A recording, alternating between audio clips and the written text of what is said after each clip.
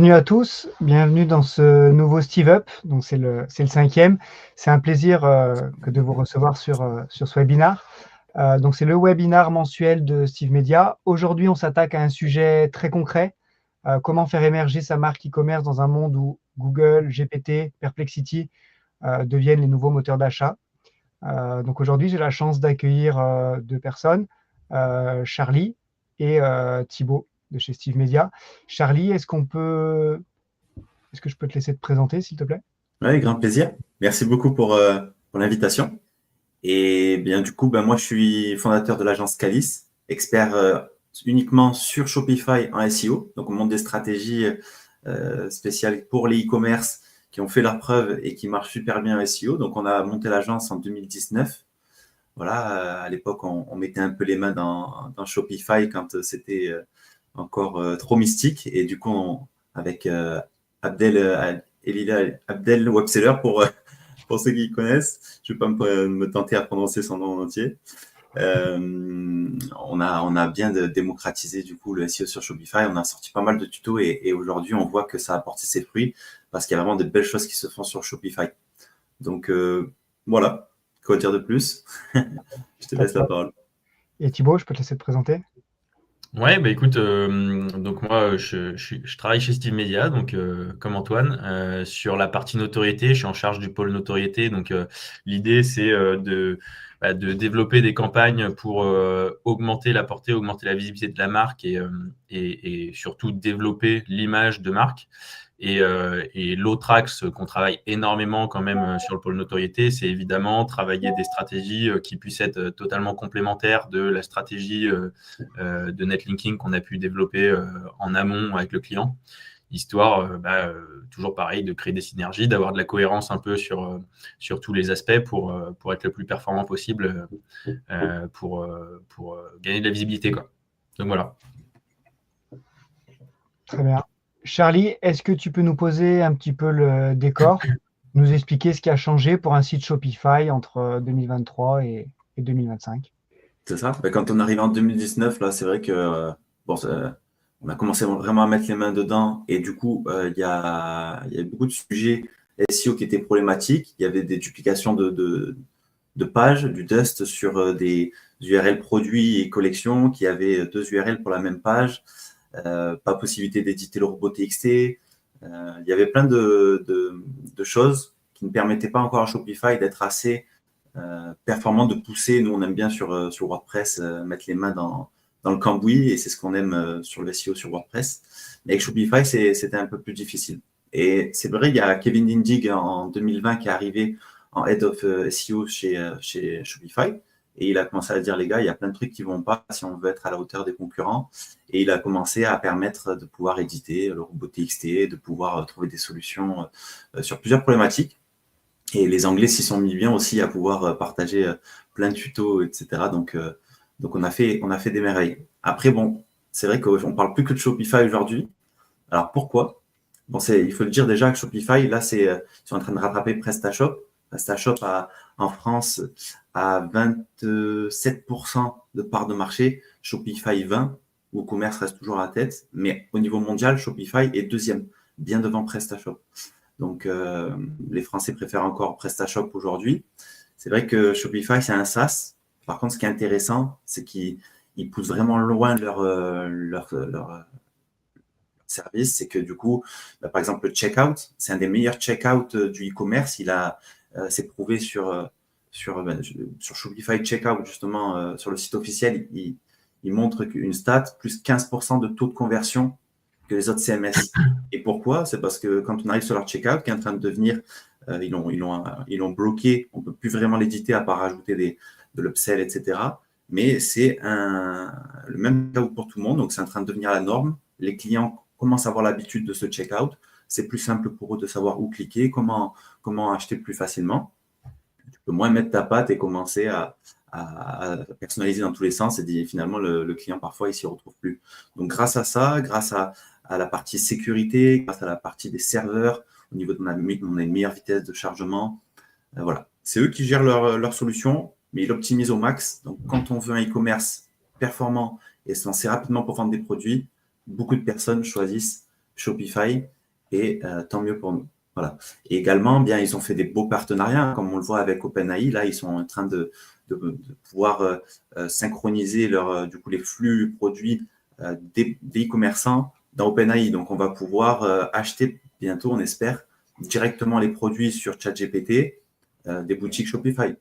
Donc, ils ont fait vraiment plusieurs partenariats stratégiques depuis plusieurs années qui font d'eux les leaders du e-commerce. Ils ont des croissances chaque trimestre de CA à 2 chiffres, chaque trimestre depuis 9 trimestres. Donc, ça prouve vraiment qu'ils sont en tête et qu'ils ont une belle dynamique. Voilà, surtout, ce qu'on peut parler aussi, c'est l'IA. En ce moment, explosion du contenu sur l'IA. Donc, on a de plus en plus de pages générées, de fiches produits qu'on peut générer avec l'IA. Et ce qui est intéressant, on va discuter dans ce webinaire, c'est comment faire la différence dans cette masse de contenu, dans cette masse de choses générées par l'IA. Nous, on veut se démarquer. Et donc, on va discuter de tout ça. Voilà, surtout sur l'autorité, de pouvoir apparaître comme la marque d'autorité sur notre domaine citée par les IA.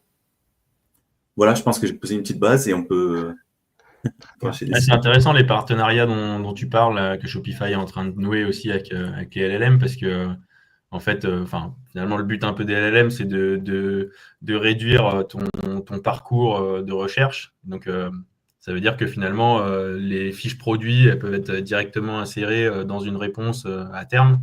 Et donc, forcément, nouer des partenariats comme ça, c'est déterminant quoi, pour eux.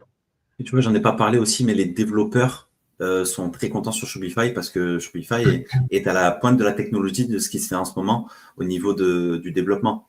Donc, les développeurs, en plus, ils ont filé une bonne commission. Si tu fais un site pour un client, tu prends toute ta vie des commissions sur son forfait. Ah, donc, oui. Shopify Plus, les clients, ils payent 1 000 € je crois. Voilà, c'est pour les développeurs, tout de suite, ils ont trouvé leur intérêt. Sympa. C'est malin. Thibaut, côté notoriété, ça veut dire que le SEO seul ne suffit plus ou... Ouais, bon, moi je suis orienté noto, donc évidemment, mais non, ouais, c'est vraiment ce qu'on dit depuis le début un peu des épisodes Steve Up. Ça s'applique aussi à Shopify, mais c'est vraiment une stratégie globale à prendre en compte pour développer ton image de marque, parce que c'est ça qui compte aujourd'hui. Que ce soit les IA ou Google, de toute façon, elles se basent énormément sur les signaux d'autorité de ta marque. Donc, ça va être en fait tout le contenu qui est produit par toi, mais aussi par les autres autour de ta marque, les mentions médias, les avis clients, les contenus éditoriaux d'experts, les citations sur les forums, on en a parlé lors du dernier épisode. Donc voilà, tout ça, vraiment, ça compte. D'ailleurs, il y avait une étude en 2024, l'étude Macrack, qui disait qu'en fait, tu avais à peu près 90% des citations IA qui venaient de contenus éditoriaux. Donc vraiment, ça montre que c'est en fait une stratégie à prendre en compte. C'est en fait la notoriété, c'est aussi, ça peut être considéré comme une donnée SEO finalement. Donc c'est vraiment à travailler. Et de toute façon, ça se travaille sur le long terme, c'est toujours la même chose. Hein. Et donc, voilà, pour un e-commerçant, par exemple, ça veut dire que si tu as un article de presse, si tu as un avis authentique d'un client, d'un utilisateur, si tu as un podcast sectoriel qui parle de toi, qui te mentionne, etc., ça peut peser finalement autant, en tout cas ça peut être comptabilisé vraiment comme un backlink optimisé, quoi. Donc ça c'est super intéressant, et c'est super intéressant surtout, c'est ce que je le disais en intro, de le travailler en complémentarité de ta stratégie netlinking, quoi. Donc voilà, aujourd'hui tu as les IA qui interprètent vraiment ta crédibilité de marque. Vraiment, l'idée, c'est de savoir si tu es un expert de ton secteur, oui, mais si tu es crédible, si tu es, bien référencé, si les gens parlent positivement de toi et pensent positivement de ta marque, tout ça, ça compte. Et donc ouais, c'est hyper important de travailler ça. C'est pas que le SEO seul suffit plus, c'est que la notoriété et le SEO sont parfaitement complémentaires, quoi. Je dirais plus ça. En fait, pour rebondir sur ce que tu dis, on est dans une masse de contenu et de sites dans les thématiques. Il y a de plus en plus de concurrence. Donc oui, il faut vraiment devenir le leader de ta thématique. Et pour ça, il faut qu'on parle de toi de partout. Hein. C'est du 360. On n'est plus que sur du SEO. Il faut avoir une stratégie 360 et que l'écosystème autour de ton site internet te connaissent, parlent de toi. Tu as des produits sur Amazon, tu as fait des pubs à la télé, il y a des magazines qui ont parlé de toi. voilà, tu fais du travail physique, tu fais de la communication physique, donc les gens arrivent sur ton site, c'est des bons signaux pour Google. Voilà, c'est vraiment une stratégie de 360 et ça demande, comme tu as dit, de travailler tous ces mentions médias, avis clients, contenu éditoriaux d'experts, les forums, etc. Et toi, Charlie, pour le SEO d'un Spotify, comment Un Shopify, pas non, Spotify. Tu as raison, à chaque fois l'amalgame. ouais, je fais souvent l'erreur. C'est clair. Comment tu fais aujourd'hui pour le SEO d'un Shopify pour qu'il soit bien reconnu par les IA, je ne sais pas si on pourrait dire IA friendly, mais voilà, pour qu'il soit bien reconnu par les IA, tu mets ça en place comment? Ouais, c'est une bonne question, merci Antoine. Ben, c'est vrai que là, de plus en plus, on est en train de comprendre comment se positionner dans le chat GPT. Mais les classiques qui reviennent très souvent, c'est le fait que les IA, ils se nourrissent de données. Donc, ils peuvent bien comprendre dans ton HTML le contenu. Mais c'est encore plus facile pour eux s'ils lisent ça en JSON. Et JSON, ça fait plusieurs années que Google recommande ça en disant ça simplifie notre compréhension des robots, etc. Les IA, c'est la même chose, les chatbots, ChatGPT, Perplexity, etc., c'est la même chose. Donc, il faut travailler ces données structurées. Données structurées, c'est surtout les 4 types de pages: accueil, collection, produit, blog. Et il faut pouvoir bien renseigner un maximum d'informations qu'on a dans nos données. Et d'ailleurs, tu vois, quand on remplit un maximum de données structurées sur les fiches produits, on a les extraits enrichis qui sont visibles dans Google, on a un meilleur CTR, etc. Et Shopify, ben, il se nourrit de ça. D'ailleurs, il y avait une conférence de Alan Kladix aussi au Summit de cette année-là, au Parc des Princes. Il disait que les données structurées sont encore plus puissantes que ce que tu mets sur le site. Si tu renseignes des données structurées différentes sur ton site, tu remets des données structurées différentes de ton contenu, eh bien les chatbots, ils vont citer ce que tu as mis dans tes données structurées plutôt que ton contenu, pour dire à quel point c'est important. D'accord. Donc, et lui, il en profitait même pour dire des choses qu'il ne voulait pas afficher sur son site, et c'était cité par les chatbots. Voilà. Donc ça, les données structurées, le fait d'avoir traité ta thématique dans tous les sens. Si tu es un leader de ta thématique, il faut que tu en parles dans tous les sens. Et c'est ce qui permettra au chatbot de te citer le plus souvent, parce que aujourd'hui, les gens font des demandes sous la façon conversationnelle. Donc, si ton site il a beaucoup de contenu rédigé dans les articles de blog, etc., tu vas maximiser tes chances d'être cité par les chatbots. Voilà. Donc, ça, c'est intéressant de pouvoir repérer toutes les demandes, les FAQ, les PA, les People Also Ask, etc., qui sont posées par tes internautes, et d'en faire des articles de blog. Peut-être demander au service client quelles sont les questions qui reviennent le plus souvent, etc., et de les traiter. Voilà. Quoi d'autre? Les IA, ils adorent quels sont les meilleurs produits, marques, etc. Donc ça, c'est vraiment des articles qui sont intéressants à faire. Même sur notre site, quels sont les meilleurs dans mon domaine? Et je me mets en premier, je me favorise, bien sûr. Et ça, c'est vraiment des contenus qui peuvent être repris du coup par les IA. Ils adorent les comparatifs.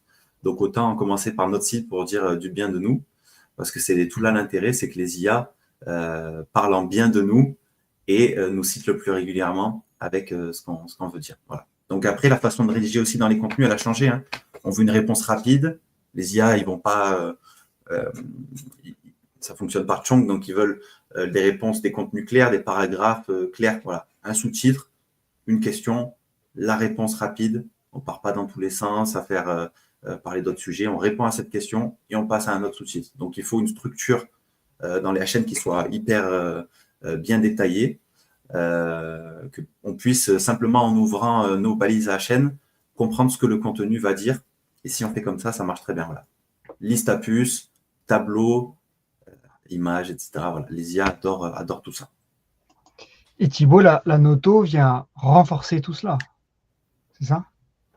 Ouais, complètement. Ouais, c'est vraiment un combo. Le SEO, en fait, ça va être, on peut dire que c'est un peu la structure et la notoriété, ça va être ton amplificateur, en fait. Donc là, c'est vraiment, après, Charlie en a parlé un peu, hein, mais l'idée, c'est vraiment de créer de la valeur, de te positionner en tant qu'expert et surtout de venir chercher ces fameuses citations naturelles de la part des avis, de la part des mentions sur d'autres contenus, sur d'autres médias, et puis surtout pour, dans la finalité, avoir une citation naturelle sur ChatGPT, Perplexity ou comme tu veux. Et ça, en fait, Charlie parlait des 4 pages les plus importantes. Moi, je me focus vraiment sur la partie blog, évidemment, parce que l'idée, en tout cas pour la partie noto là-dessus, c'est que tu as vraiment une carte à jouer en créant une stratégie de contenu à déployer qui va être la plus poussée possible. Donc là-dessus, tu définis forcément les objectifs de ton contenu. Bon, là, en l'occurrence, c'est gagner en visibilité et en référencement. Tu étudies ton public cible pour savoir comment il se comporte, de quoi il a besoin comme information, qu'est-ce qui manque aussi sur ta thématique comme info pour que tu puisses venir apporter de la valeur et te démarquer et te positionner. Que tu audites aussi ton contenu qui est déjà existant pour savoir, pour pas que tu aies de répétition et que tu apportes aussi des trucs, éventuellement que tu puisses rebondir aussi sur ce que tu as déjà dit pour apporter d'autres éléments et l'analyse de la concurrence. Évidemment, hyper important pour savoir, encore une fois, eux, comment ils s'expriment, qu'est-ce qu'ils disent d'intéressant ou pas intéressant, peu importe, qu'est-ce qui est déjà dit, qu'est-ce qui est déjà beaucoup trop dit même, et puis que tu viennes soit apporter une complémentarité dans le discours, soit vraiment te démarquer par des données, des informations vraiment différentes. Et donc tout ça, ça compte, mais c'est hyper important en fait de travailler tout ça parce que finalement, une fois que tu as travaillé un peu toute cette stratégie, tout le contenu que tu vas dérouler, qui va être en fonction, vraiment, tu peux être à peu près sûr qu'il va être très pertinent et qui va te servir pour vraiment te positionner de manière plus intéressante sur ces fameux LLM, quoi. Donc voilà, tu as tout ça. Après, Charlie parlait aussi des contenus classement. Ça, évidemment, c'est hyper intéressant d'en faire, mais ça peut être aussi intéressant d'aller chercher les autres classements parce que finalement, quand tu fais des recherches aussi, tu peux voir les pages de classement qui sont déjà présentes, qui sont déjà les mieux référencées. Et ça, là-dessus, ce n'est pas toujours des concurrents qui vont créer le contenu, hein. Ça peut être aussi des médias. Et dans ce cas-là, tu peux aussi aller les voir pour essayer de modifier le contenu, pour apporter aussi toi la description de ta marque et l'intérêt aussi de passer chez toi. Et du coup, tu sois aussi présent dans ces classements-là. Donc voilà. Mais ça, après, de toute manière, c'est un peu l'idée, c'est de travailler, c'est ce qu'on disait tout à l'heure, hein, de travailler vraiment sur une stratégie multicanale et donc d'aller chercher aussi tous les canaux qui peuvent te permettre de monter un peu en notoriété, en visibilité, quoi. Tu auras un exemple, Thibaut, de classement sur lesquels vous êtes positionné avec un de tes clients? Oui, écoute, après, là, je vais pas pouvoir partager l'écran, j'ai pas forcément ce qu'il faut, mais tu vois, typiquement, des services de paiement en ligne. Services de paiement en ligne, toi, en tant qu'utilisateur, t'en connais peut-être quelques-uns, mais en tout cas, moi, personnellement, c'est pas mon expertise. J'avoue que si j'ai besoin d'un service de paiement en ligne, c'est un peu ma manière de fonctionner. Je vais soit passer par ChatGPT, soit je vais aller chercher dans Google quels sont les meilleurs services en France. Et donc là, forcément, ce qui m'intéresse pour avoir un peu une info très rapide, c'est soit les avis, soit effectivement les classements. On me sort un top 5, un top 10 des trucs les plus pertinents. Comme ça, je peux aller piocher dedans, voir un peu quels sont ceux qui me plaisent le plus.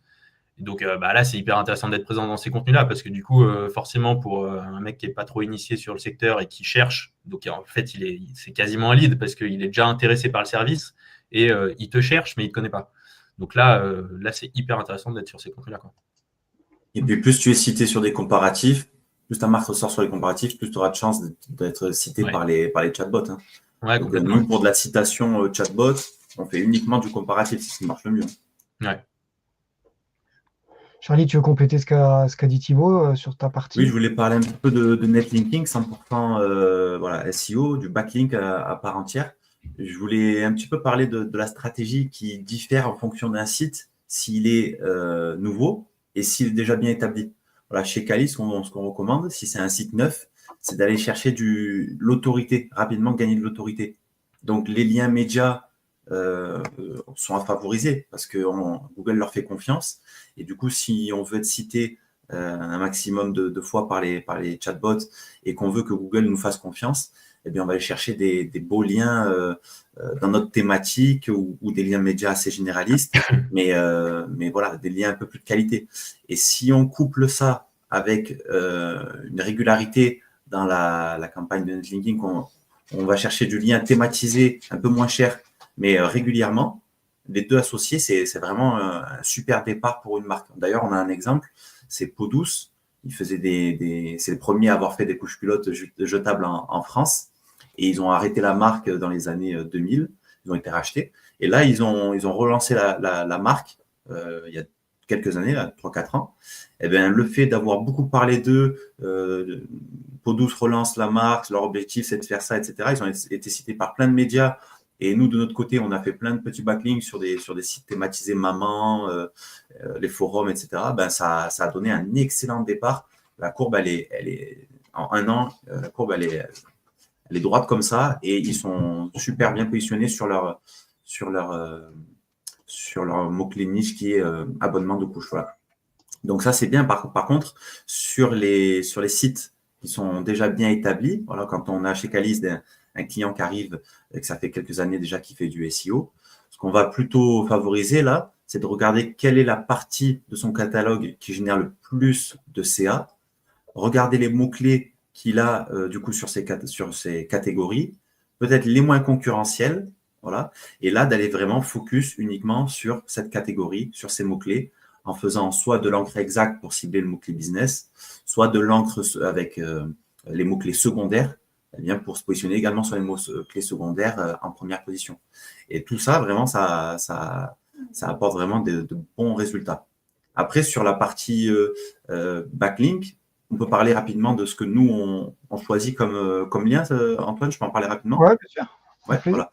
Dans ce cas-là, je partage mon écran juste pour te montrer avec quoi on réfléchit sur ça. Donc là, je prends l'exemple du client qu'on travaille avec lui il y a plusieurs années, la Peau Douce.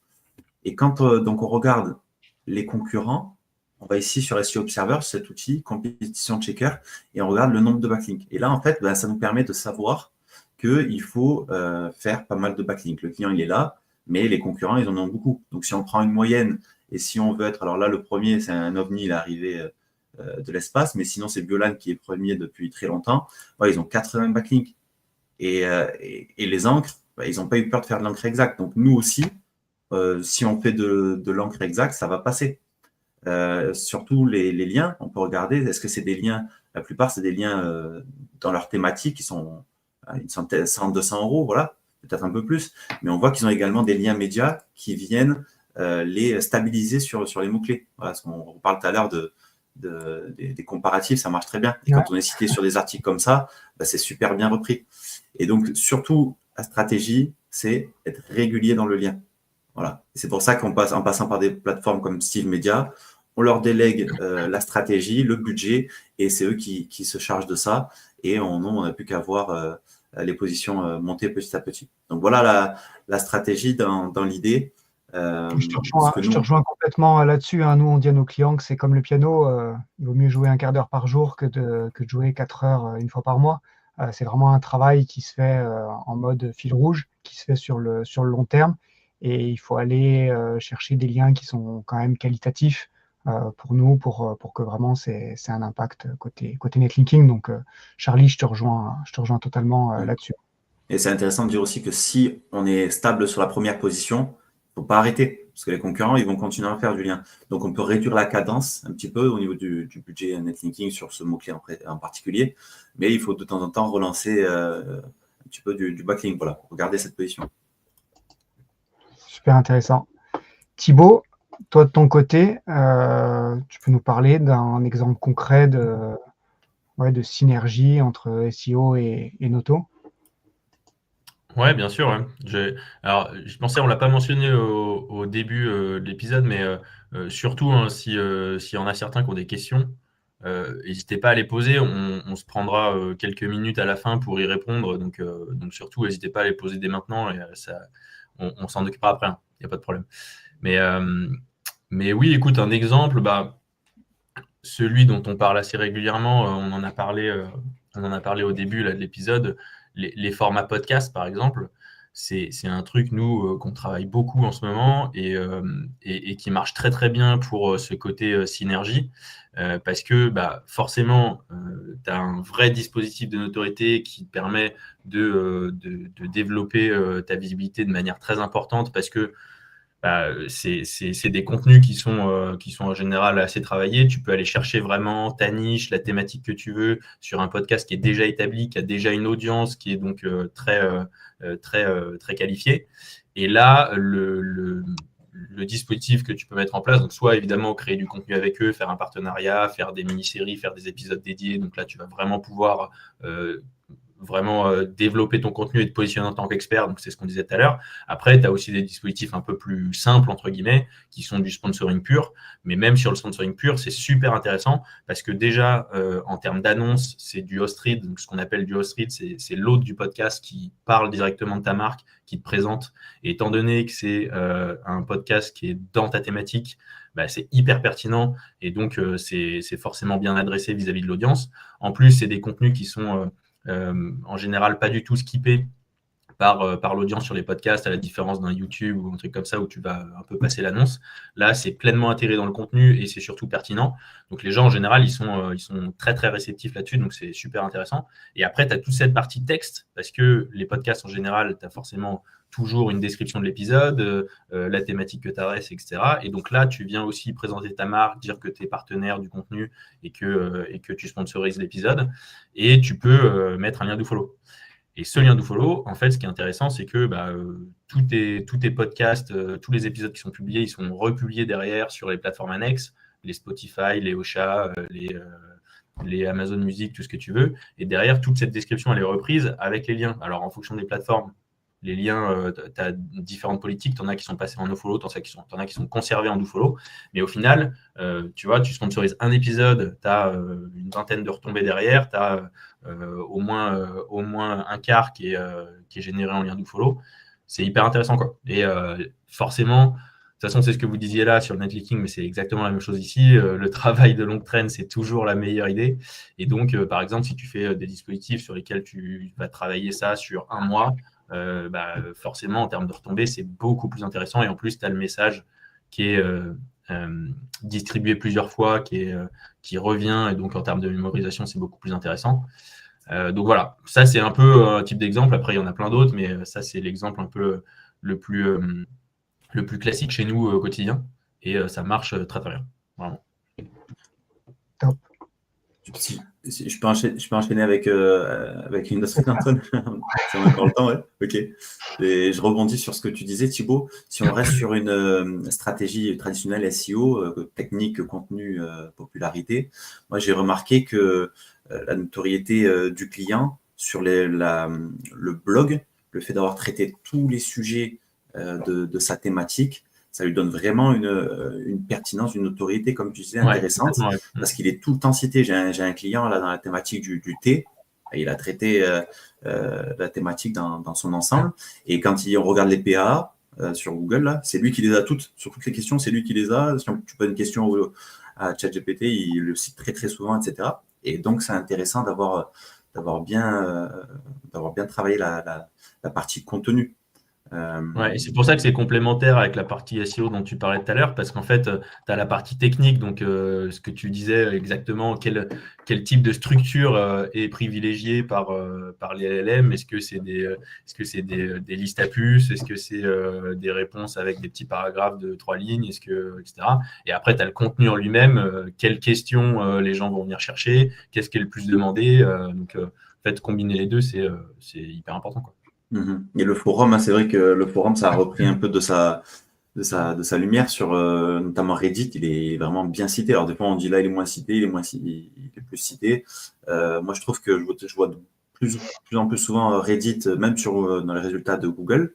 Alors, même si ChatGPT est capable que de prendre le top 12 ou le top 10 des résultats, il a souvent Reddit dans le top 10, donc sur des sujets assez pointus. Donc là, c'est intéressant aussi de réfléchir à la stratégie, peut-être sur les forums. Qu'est-ce qu'on peut faire? Voilà, là, il y a des idées à développer. Ok. On va donc conclure donc à la grande question de ce webinaire qui était comment booster un site Shopify grâce à l'autorité et au netlinking. Je pense qu'en résumé, on peut dire, alors vous m'arrêtez Charlie et Thibaut si je me trompe, mais qu'il y a l'aspect technique avec un Shopify SEO solide. Il y a la partie autorité avec des signaux de notoriété et des mentions crédibles. Et il y a le côté synergie, faire en sorte que IA et moteur valorisent les marques expertes et citées. Ça vous va comme conclusion ou vous souhaitez ajouter quelque chose? Ouais, c'est très bien. Après, Ouais. s'il y a des questions, on les prend. Il y a peut-être des questions précises sur ce qu'on a dit. S'ils veulent des idées de comment faire ça concrètement, on peut en parler. Ah bah, grand plaisir. En tout cas, avant de passer aux questions, on tient avec Thibaut à te remercier, Charlie, pour Merci à vous ton aussi. intervention. C'était vraiment super de t'avoir avec nous aujourd'hui. Aujourd'hui, donc chez Steve Media, on s'occupe, donc comme vous avez pu l'entendre, de la partie netlinking avec 2 offres, du netlinking sur mesure. On fait des sélections pour vous. Également, une plateforme en libre service sur lequel vous pouvez venir et puis faire vos sélections vous-même. Et on a la partie donc notoriété qui est gérée par Thibaut avec les podcasts, la relation presse, des dispositifs de brand content. Donc voilà, on fait tout cet ensemble-là pour vous aider dans votre quotidien, pour vous aider à performer. Le prochain Steve Up, donc ça sera la 6e édition, ce sera le 16 décembre et j'espère que vous serez nombreux. Maintenant, place aux questions, s'il y en a. Alors, j'ai une question. Comment vous répartissez les liens entre médias et plus petits liens? Je ne sais pas qui veut prendre la Ouais, tu question. peux répondre si tu veux, Thibaut. Vas-y, Charlie. Ok. Ouais, vas-y. Alors, nous, ce qu'on aime bien faire, c'est par lot, de prendre un lot de backlink. Donc, on va commencer par, on va faire les deux en parallèle. On va prendre des liens médias. Alors, première étape, je vais un peu vite. Première étape, analyse de la concurrence. Quels sont leurs types de liens? Est-ce que peut-être juste avec du lien un peu moins cher, ça va fonctionner uniquement? Après, si les concurrents, déjà, ils ont une autorité, soit par leur route de domaine, soit par les liens qu'ils ont acquis sur leur page cible, on va devoir analyser ça pour définir la stratégie. On aime bien répartir, voilà, liens médias, si besoin, on en prend quelques-uns, 2 ou 3, avec toujours des liens plus nichés dans notre thématique sur des blogs qui sont pas mal dans notre domaine. On va prendre peut-être 10 backlinks sur des sites nichés, 2 médias, voilà, et on va voir ce qui se passe après ça. Et après, on définit pour la suite la prochaine étape. Voilà notre façon de faire. Il y a une autre question sur la partie Quick Wins. Je ne sais pas qui veut répondre, peut-être Thibaut. Ouais, écoute, Quick Wins, déjà, en fait, concrètement, ce qui est hyper important, ça va être ce qu'on a dit tout à l'heure, c'est de se positionner en tant qu'expert de ton secteur. Et pour ça, c'est publier des guides, tu vois, d'experts. Pourquoi pas même faire intervenir d'autres experts du secteur avec lesquels tu travailles, des clients à toi, des prestataires, des autres qui ont vraiment une expertise sur le secteur. Et qui ont déjà potentiellement, tu vois, une autorité sur Google pour que en fait le contenu qu'ils puissent créer, il puisse être aussi signé et du coup mieux répertorié. Après c'est vraiment relié forcément le storytelling et le SEO, c'est ce qu'on a dit tout à l'heure, c'est que la noto, ça peut être forcément un amplificateur de ton SEO. Et du coup, concrètement, par exemple, des sections comme les FAQ, faire des FAQ conversationnels, ça peut être intéressant. Vraiment travailler ton contenu UGC parce que forcément, ça marche très très bien du point de vue des LLM quand les utilisateurs, quand les clients parlent en bien de ta marque et te positionnent bien en tant qu'expert de ton secteur, ça c'est hyper important. Donc voilà, faut pas hésiter à échanger un peu avec eux et à faciliter aussi le bon avis et l'avis positif qui va tomber derrière. Et après, sur par exemple la section blog, créer des pages thématiques. tu vois, si tu as des produits, nos essentiels hiver, nos produits éthiques, des classements éventuellement, des trucs comme ça. Et surtout, bon, on l'a un peu martelé, mais mettre à jour régulièrement ton contenu édito et être présent en continu, ça, c'est hyper important, quoi. Et Thibaut, sur ce que tu dis, la mettre à jour régulièrement le contenu, c'est clair que c'est la méthode en ce moment qui est importante parce que les chatbots favorisent les contenus récents. Mais du coup, on peut surtout parler du top de tes pages. Parce que c'est vrai que c'est peut-être compliqué de retravailler toutes tes pages.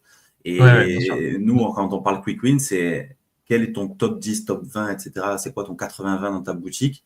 On se concentre sur ces pages-là. On réanalyse la SERP, on réanalyse les concurrents s'ils ont une meilleure réponse que nous.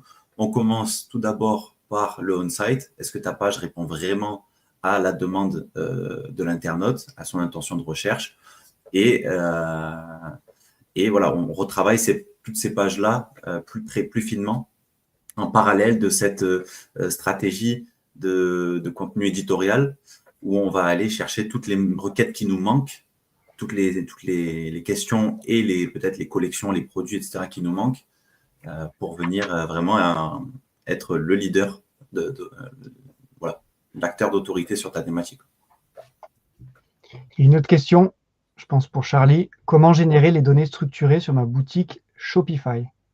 Ouais, bah c'est vrai que de plus en plus, on parle de données structurées, donc il faut savoir comment le faire et c'est pas toujours facile, peut-être pour des débutants, etc.